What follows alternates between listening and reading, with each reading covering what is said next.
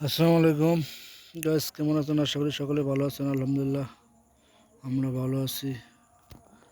আমরা এইমাত্র ধান কাটতেছি আপনার সবাই দেখেন। আমরা ধান কাটার ভিতরে বসে আছি, একটু রেস্ট নিচ্ছি। ক্লান্ত হয়ে গেছি, সন্ধ্যা বিকাল হয়েছে। আলহামদুলিল্লাহ আপনারা সবাই কেমন আছেন? আলহামদুলিল্লাহ সকলে ভালো থাকেন, সুস্থ থাকেন, সবাই দোয়া করবেন আমাদের জন্য। আমরা ধান কাটছি আজকে, সবাই মিলে ধান কাটলাম আলহামদুলিল্লাহ।